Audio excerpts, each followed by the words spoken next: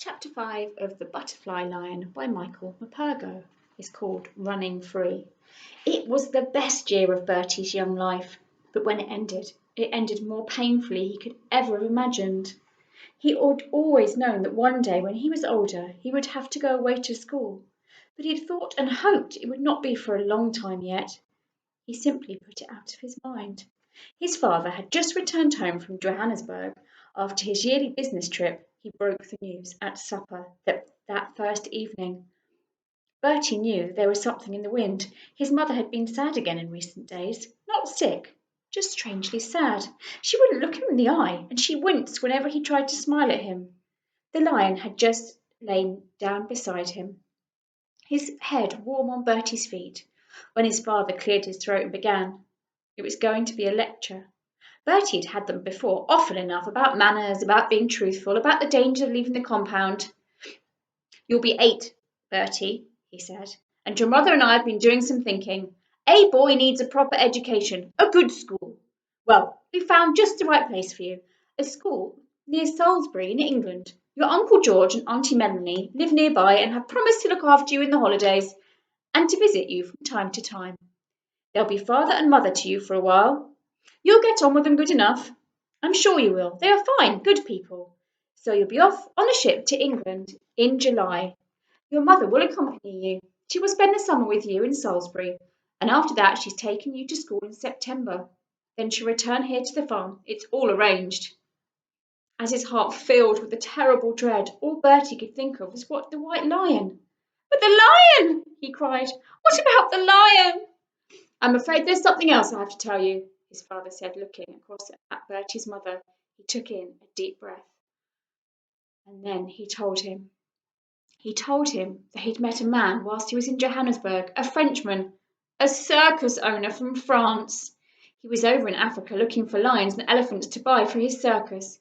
He liked them young, very young, a year or less, so that he could train them up without too much trouble. Besides, they were easier and cheaper to transport when they were young. He would be coming out to the farm in a few days' time to see the white lion for himself. If he liked what he saw, he would pay good money and take him away.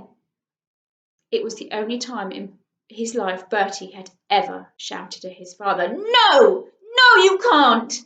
It was rage that wrung the hot tears from him. But they soon gave way to silent tears of sadness and loss. There was no comforting him, but his mother tried all the same.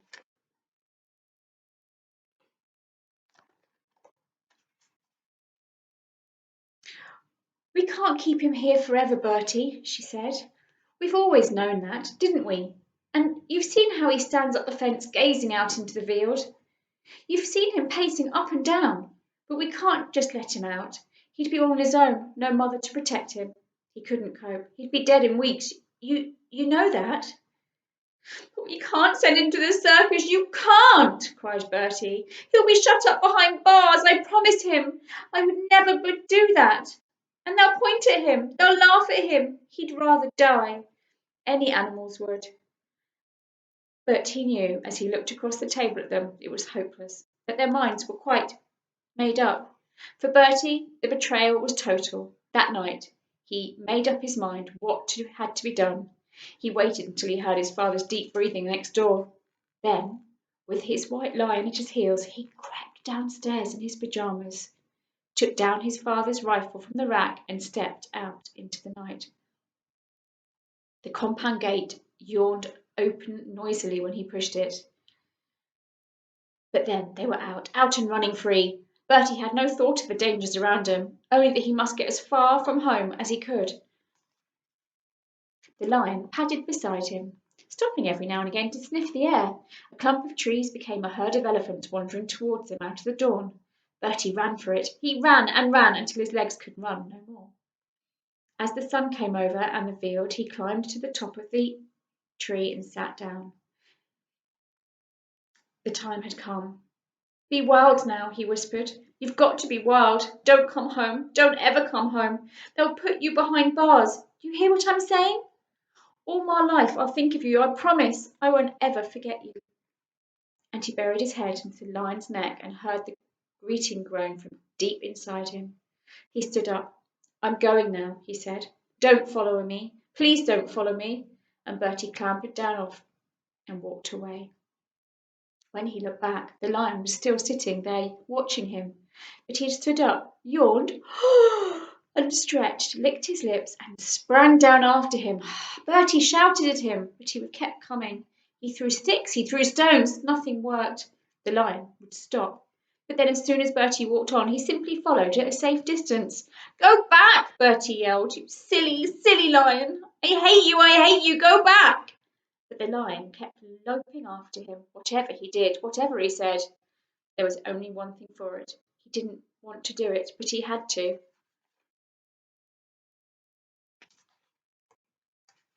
With tears filling his eyes and his mouth, he lifted the rifle to his shoulder and fired over the lion's head. At once the lion turned tail and scampered away through the field. Bertie fired again. He watched till he could see him no more, and then he turned for home. He knew he'd have to face what was coming to him. Maybe his father would strap him. Maybe he'd threaten him. But Bertie didn't mind.